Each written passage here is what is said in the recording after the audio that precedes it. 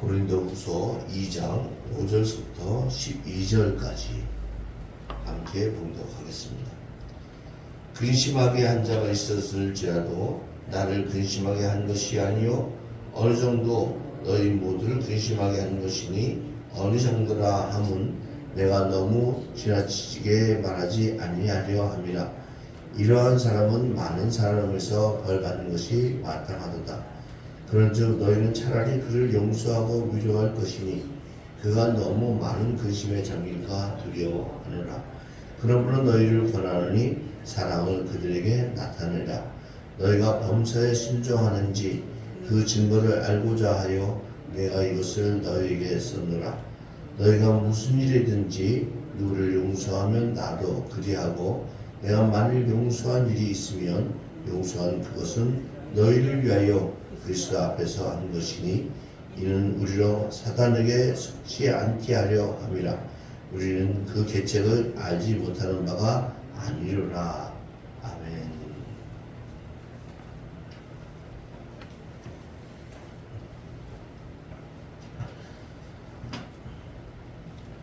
오늘 말씀은 어제 말씀에 이어서 한 성도가 그 잘못된 일을 할 때에 그것을 그 성도에 대해서 어떻게 해야 할 것인가 라는 것을 가르쳐주고 있는 말씀입니다.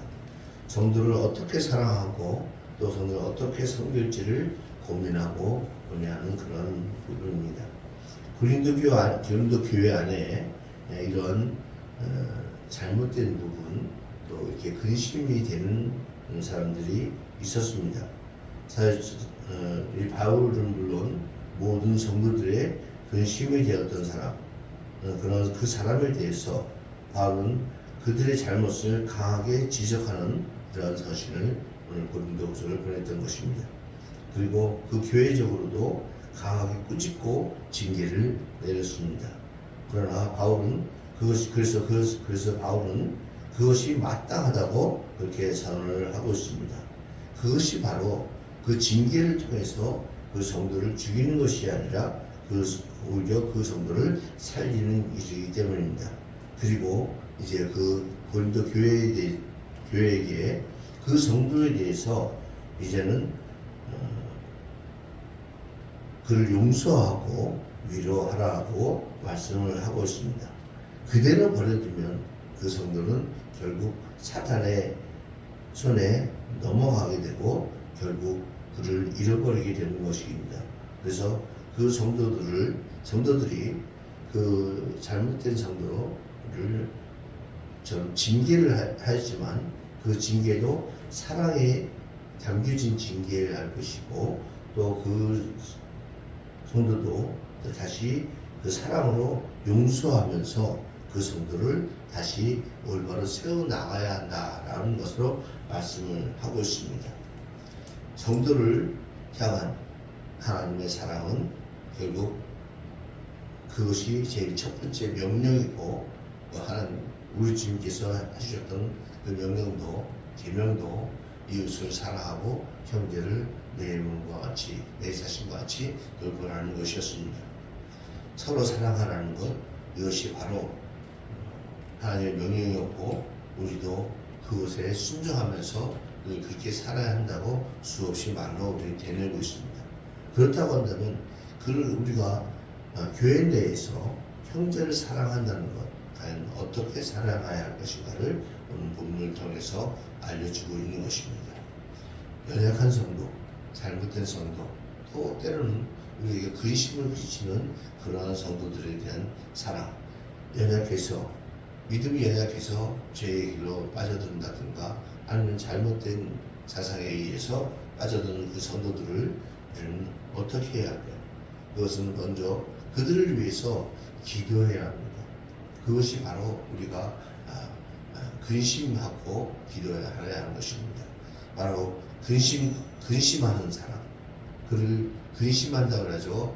어제 말씀드렸던 한없이 걱정 속에 두려움 속에 불안 속에 나락으로 떨어들어가는 것이 아니라 그 사람을 진정으로 염려하고 그 진정으로 그들을 위해서 함께 할 수 있는 그러한 기도의 자세, 그것이 바로 필요합니다.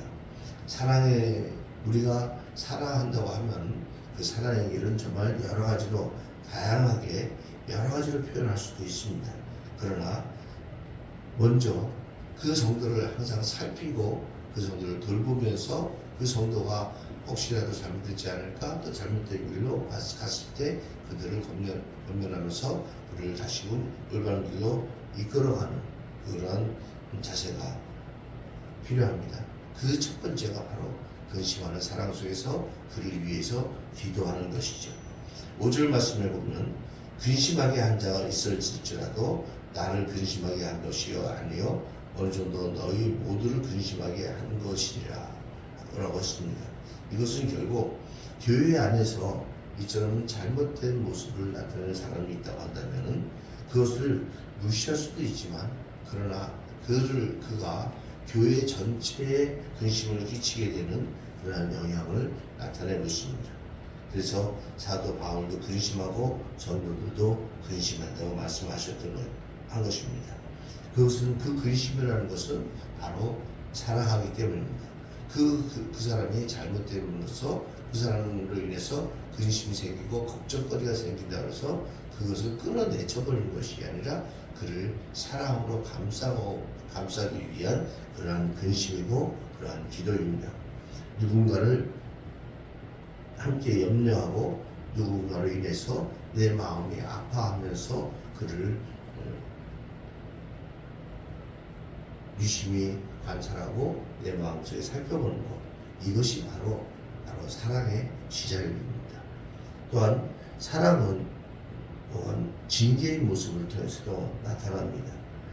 교회에서는 이러한 모습이 교회적으로 잘못된 모습이 나타났을 때는 그런 징계도 서슴없이 해야 할 것입니다. 그러나 요즘에 많은 교회들이 교회 내에서 징계를 하는 경우는 거의 없습니다. 다만 이런 경우가 있죠. 중직자가 목사님에 대해서 어떤 반감을 들고 했을 때 그거에 대해서 서로 회의를 통해서 서로 기도하면서 어떤 협의점을 찾고 다시 올바른 길을 서로 공동체에서의 삶을 모색해 가는 것이 아니라 그 목사님의 그 독주적인 그 권위의식에 사로잡혀서 마치 목사님의 목회자에게 반대를 하는 것은 대항하고 싸우자는 것을 받아들여서 무조건 징계를 내리면서 제명을 하고 충돌을 시키는 그런 다툼의 모습도 보게 됐는데 그렇게 가서는 절대 안 될 것입니다. 징계를 하는 것도 그 사람의 확실하게 잘못된 모습이 나타났을 때 교회적으로 이렇게 징계를 하고 하되 그 속에는 반드시 그 잘못된 것을 올바로 고쳐서 함께 가겠다고 하는 그런 사랑이 있어야 할 것입니다. 6절 말씀을 보면 이러한 사람은 많은 사람에게서 벌을 받는 것이 마땅하도다 라고 했습니다. 어느 한 성도가 어긋난 일로 할 때 그것을 그냥 내버려두는 것은 결코 사랑이 아닙니다. 그가 회개하고 돌아오도록 권면하는 것이 사랑이고 또 거기에 따른 적절한 징계를 내는 것이 바로 사랑입니다. 그러나 교회가 이처럼 때때로 징계를 하고 권징을 해가게 되는데 그것이 바로 그 교회의 권징은 그 성도를 내팽개치고 버리는 그러한 징계가 아니라 사랑으로 그를 다시 품어들일 수 있는 그러한 징계여야 합니다. 또 한 가지는 중요한 것은 이런 징계나 그 성도에 대해서 회개를 권유하는 것은 교회적으로 해야 할 것이지 누가 한 사람의 개인적으로 해서는 안 될 것입니다. 간혹 성도들 간에 그런 자신의 기준을 가지고 성도의 모습을 살펴보다가 그것은 신앙생활에 잘못된 거야, 그것은 교회에 잘못된 거야, 그것은 잘못된 거니까 내가 회개하고 그렇게 하면 안 돼 하고 그냥 어느 한순간에 나도 모르게 이렇게 하는 경우가 많습니다. 특히 이제 좀 큰 교회들 가면 그런 게 많죠. 많은 이제 연세 드신 권사님들 또 장로님들 기다 보면은 누가 이제 교회에서 뭐 좀 저기 하면은 교회에서 그렇게 하면 안 돼?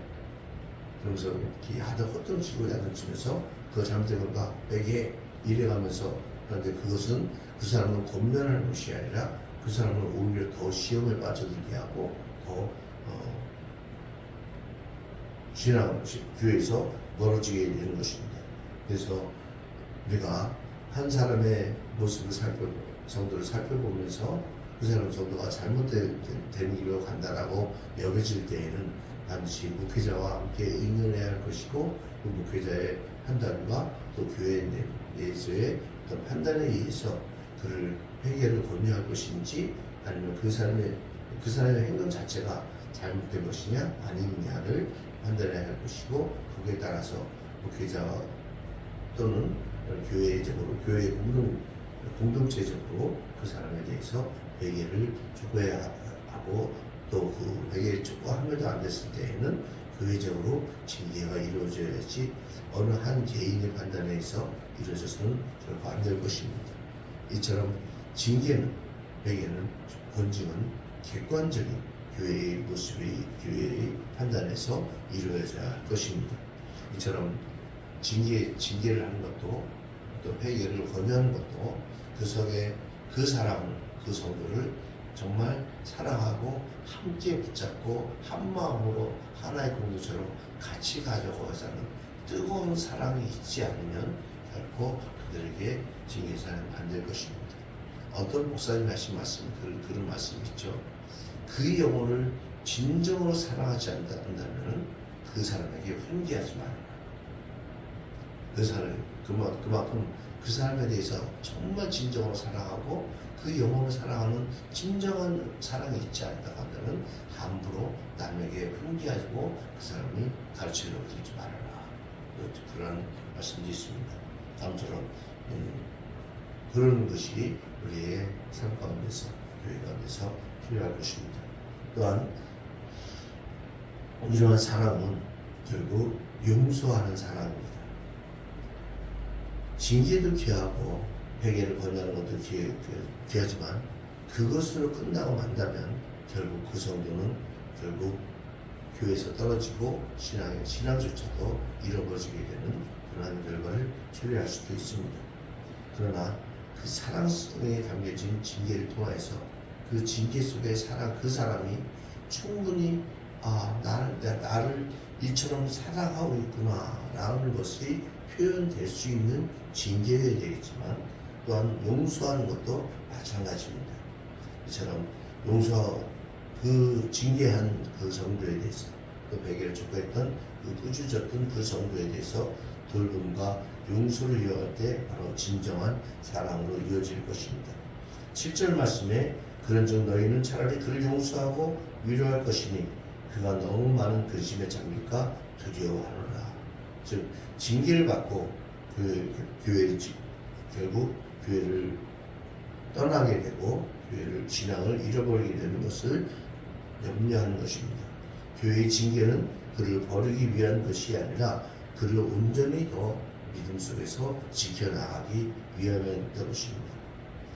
미움이 아니라 바로 사랑의 표현입니다. 예수님께서 사도 바울이 아니라 베드로가 주는 그리스도시여 살아계신 하나님의 아들이다 라고 고백했을 때 정말 더할 나위 없는 칭찬을 하셨습니다.